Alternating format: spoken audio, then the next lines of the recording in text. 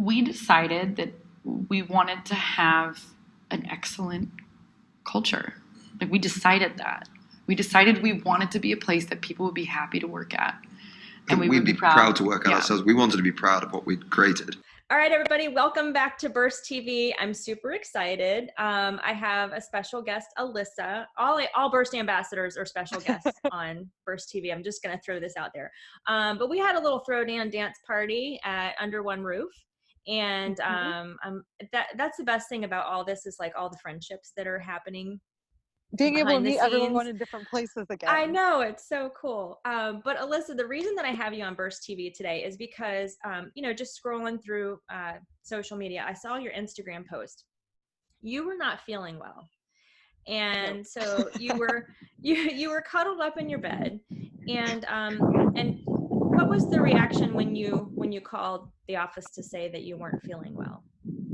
Well, like most hygienists, I think we get nervous because we know we have a full schedule of patients relying on us. We typically can't just call off if it's us or if it's kids or whatever. So I was pretty stressed out about waking up sick and having to deal with not going in. But I text my manager and I tried the whole morning, like, get it together, work it up. You can do this. You're strong. Was not strong enough.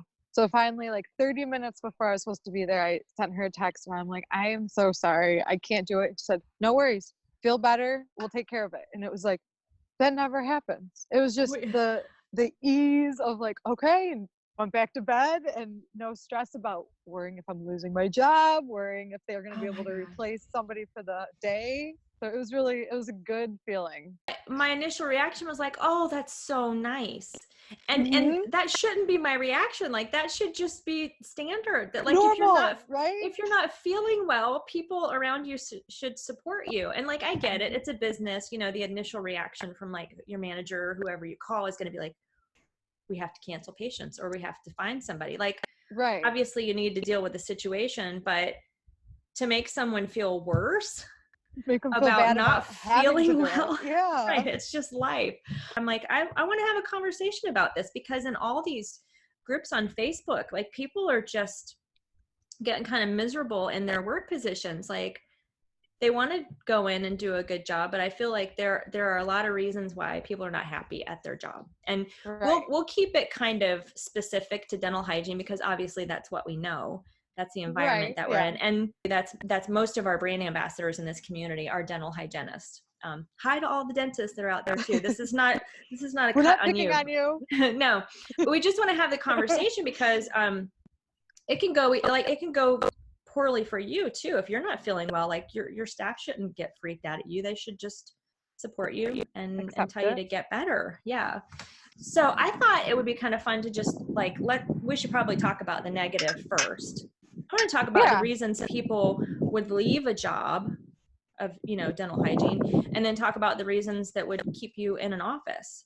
So maybe we can just kind of like go back and forth and you name one and I'll name one and we'll see. Yeah. And we'll see which ones we have in common. I'm gonna let you start off. All right. So, and this doesn't have to be like top 10 or anything like that. But I think like the number one reason hygienists have ever, or I know me, but a lot of hygienists have ever left is cutting hours. I don't know another profession where you're told what your schedule is going to be, Monday through Friday, 9 to 5. And then Wednesday, they send you home at 2. Thursday, they tell you to come in at 10. So a lot of times when offices, and I get hygienists have an hour where a patient doesn't show, it's hard to have us do something sometimes, but making us feel like if we're valued, our time is valued in the office, then we'll feel valued and we'll want to stay. Whereas, every time someone doesn't show, they're like, all right, get off the clock. Like, yeah. So here. It's weird because I never had that experience. And going through, that's nice. Yeah, because I would do inventory. There's always instruments to sharpen. If someone needed me to do. Yeah, I would go over and assist if the assistants needed some help. I'd pour up models, that kind of stuff. Sometimes it's just filing or calling insurance companies. And so I think, some people get demoted to like they're a different pay scale during that time. But at least you're able to stay. I think if offices are willing to let the hygienist stay on, you'd keep a lot of happier hygienists. Yes. Instead Yeah, of for noticing sure. every week, like, oh, I'm short 4 hours. I'm short, from what you were Yeah, expecting to totally. be working. Totally. So, one of my top reasons to leave would be burnout. Um, Mm-hmm.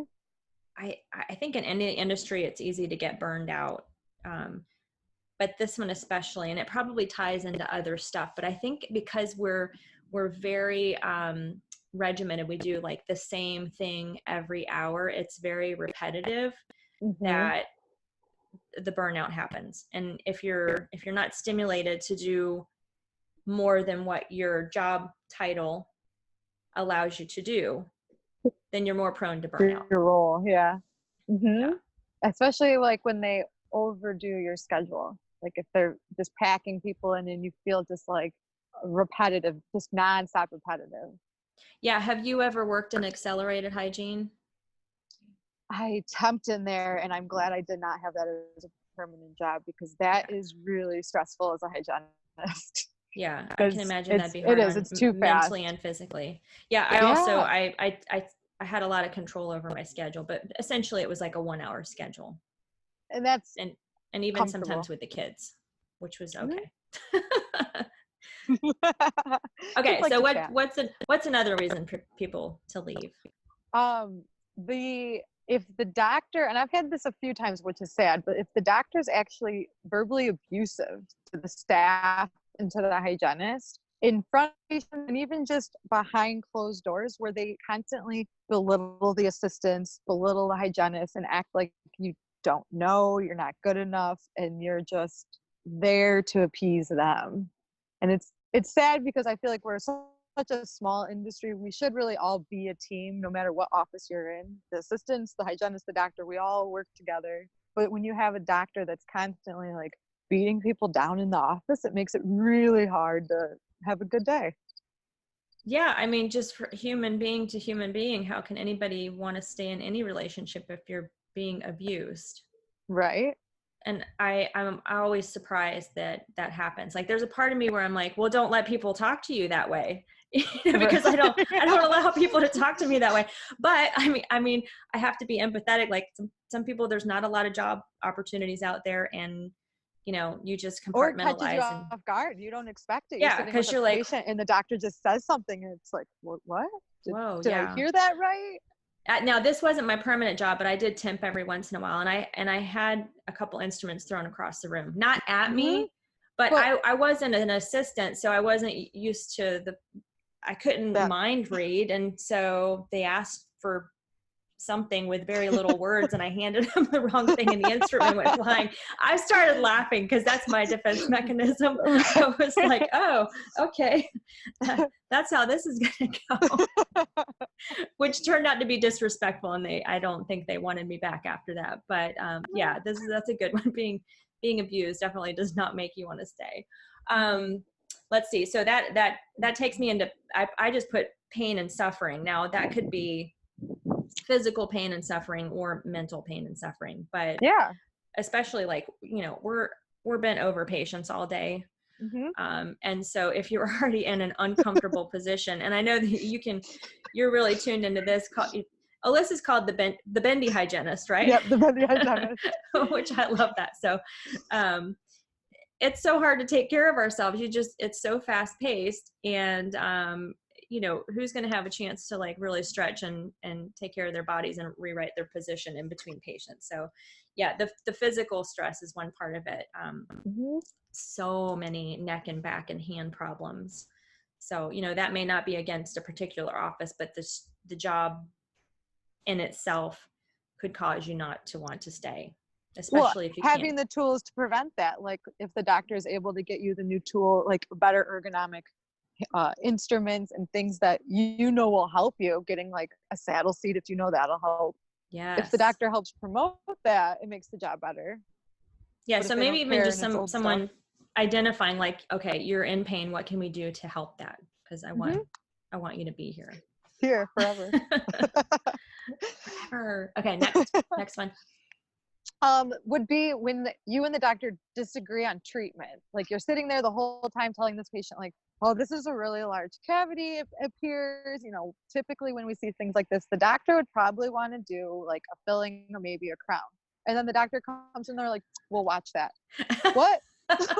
What do you mean we're going to watch this? Right. I've And just you're gotten like, this patient all on board. we already did a treatment plan. Right? Like, come on. And it's like time and time again. And then they're like, well, you're not finding the right stuff. Like, okay, we just aren't seeing. We need to have a little powwow. Yeah. Yeah. So you don't want to feel like you're under treating, and you don't want to feel like you're over treating. You want to feel like you're on the same like plane with the doctor. Right. Okay. So when that goes back, good communication. That's what we need here. Good God. Okay. This is a big one. And I've seen this time and time again. Office bullies. Mm-hmm. I mean, there are bullies in your life. Yeah. Generally. But a lot of times you have the choice to get away from them. Yeah. But you spend so much time at work, like oftentimes more time at the office than you do at home. Mm-hmm. And so to have another human bully you, it might not even be to your face, but to undermine you. And there are a lot of bullies out there on social media, but in the dental field, I can't say especially because I've never been in construction. I've never been a librarian, like, right. Yeah. but I know. But it seems like we come across it a lot. Yeah. And I don't know if it's just stress induced or everybody's going to have a different theory, but I did often feel like people weren't helpful to other people. Now I'll give I don't want to get too far into it, but my personal experience, oh, well, you get paid more, so you can handle that. So you can do it yourself. Yep. Yeah. You see that to me, that's like a type of bullying. Or if I came up with an idea, like the little under their breath comments, even if you're pretty thick skinned, that starts to really wear on you. That doesn't make you want to go in and participate. You don't want to help them then either, which is not the kind of person you are. So then you start keeping tabs. And it's like, well, let me see how worse I can be. Yeah. Like, I'll help everyone but you then, since you're not nice to me. And now fair. You're the bully. Everyone wants to have a good... Like, great. Right. Okay. Do you got any more reasons that you would want to leave? The last one I had was like an OSHA violation.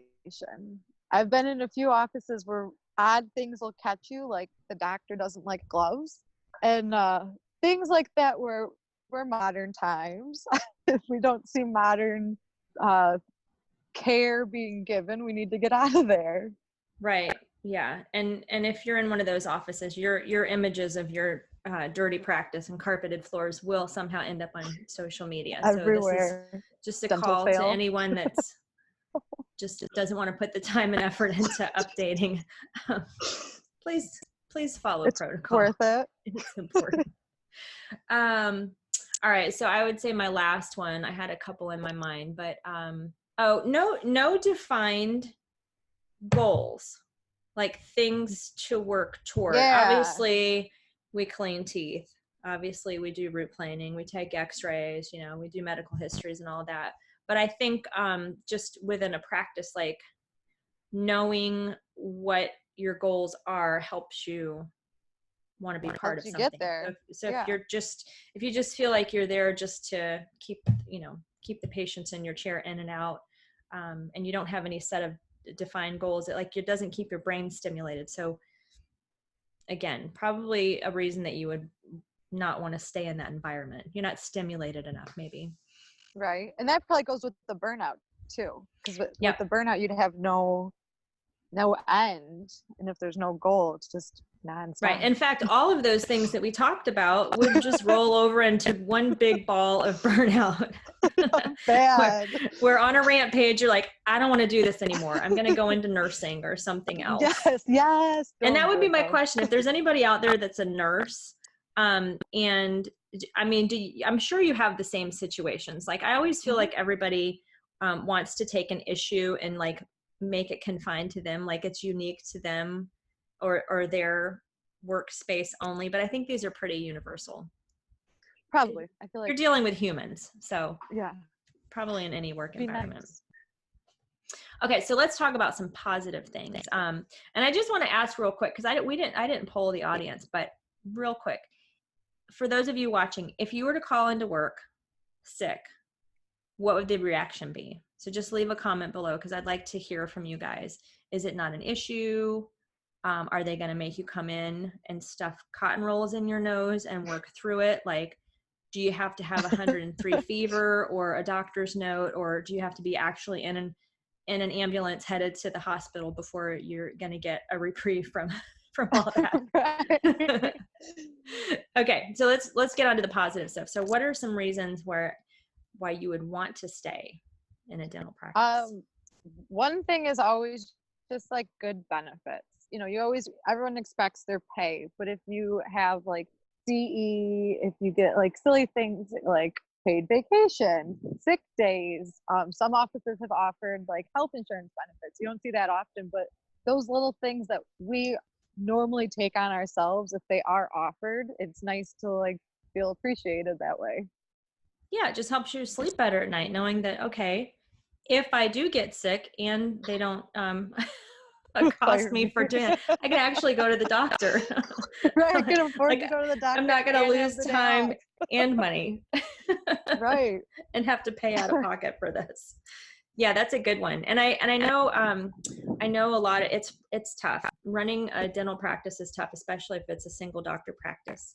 And you don't have the group support to help run this business. But I know more and more often doctors will say, well, doesn't your husband have medical benefits? Like, can't you get it from them? Right. I'm like, well, he's my ex. I don't think he's going to want to cover my medical. Right. anymore. He's not helping now. Or they'll just hire a lot of part-time people instead of full-time employees. That a lot. Yep. Yeah. And then it's hard because we have to piece together our schedules to make full-time hours. Right. It's just not as balanced. It would be, for most of us, it would be nice to just stay in one work home. All right. So one of the reasons I think people would stay, this one's real big, just having a positive culture, like a good culture in the office. Oh yeah. So, you come in, have a little powwow. You can be in a bad mood if you need to be, but just generally speaking, like, it's been established that the culture in this place is positive. It's happy. So it just makes you want to go in. I just saw a thing yesterday that said a healthy work environment has a lot of laughter. And I know some of my favorite offices are ones you walk in and you're going to laugh. You're going to have a good time with people. You're working, but you're still happy.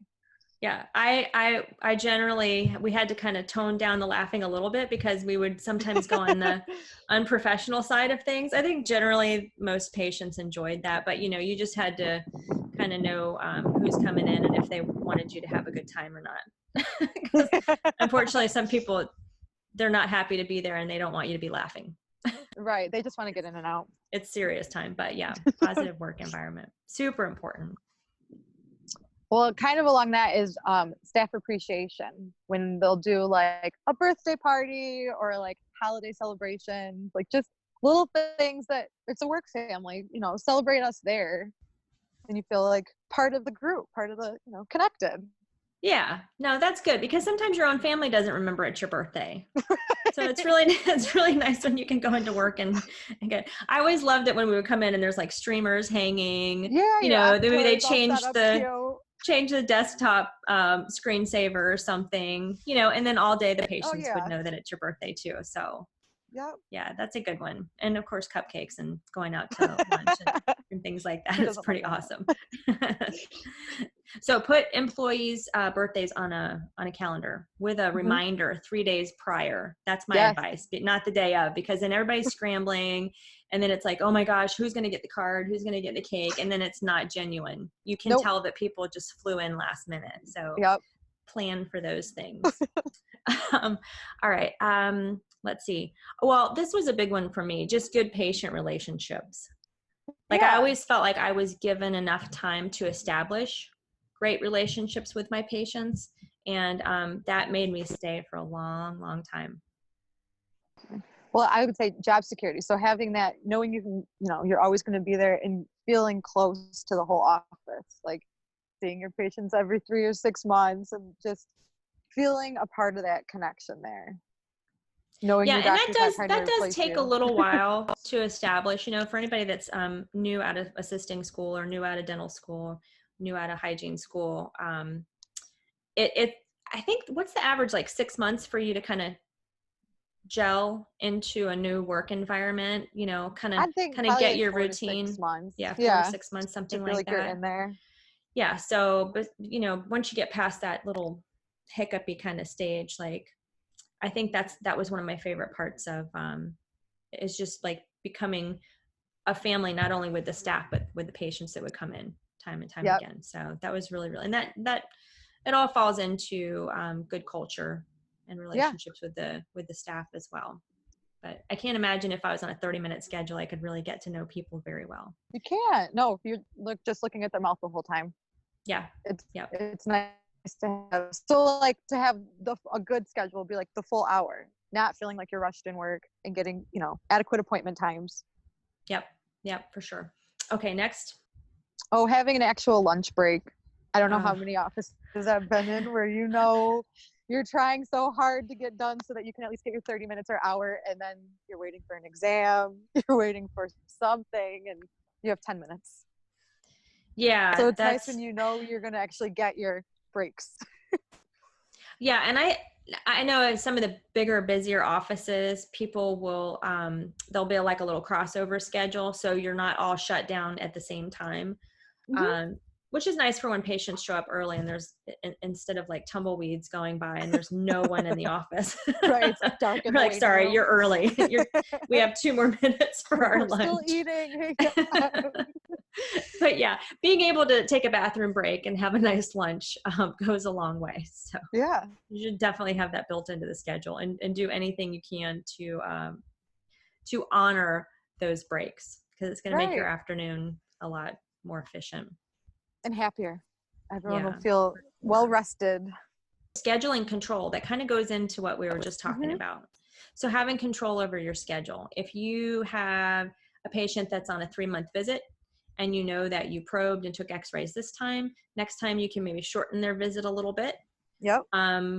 And what that does, it allows you also, if you're working your own schedule and you're scheduling patients in your room. I know some people don't like to do that. I love that. Oh, I love it. It makes it so nice. I could do a 30-minute appointment and then I could do a 2-hour appointment. It didn't have to be just an hour all the time. And I could also say, all right, this patient's difficult physically or mentally on me. And so I could make sure not to put another difficult patient right after that. Yep. And then I can make sure that I see this. Yeah. So it's good for everybody. It's better for the patient that way too. So you're not just like, all right, let's just get through this. So yeah, I know not everybody wants to schedule their own patients, but that was one of my favorite things about our office, is that was my job to do. And even if patients called in, we tried to keep people with the same hygienist. Mm-hmm. Yeah, because then they feel connected too. Yeah. Any more reasons why you would want to stay? The last one would be getting appropriate raises. I know I've gone in offices and you'll talk to the longtime hygienist and she's been there 12 years with no raise. And the market has changed. So you definitely feel like you need to keep up, once a year, kind of reevaluate how are you an asset to the office and are you getting what you deserve? And it's nice when the doctors do that. I didn't think about this until probably 5 years into it. We got raises. It seemed like it was very random. There just wasn't any structure to it. But I did look through my cabinet one year and I was like, all these things that I have to pay for in my life, the prices are going up. And for some reason, I'm just making the same. So there's no cost of living clause. Then here's a question for I thought I would do better as time went on, but I'm actually digging myself into a financial hole. And that's the time where I took on 2 part-time jobs, because I'm like, I don't want to do worse. Right. I'm just gonna have to. And I know a lot of hygienists that are, thank God for Burst.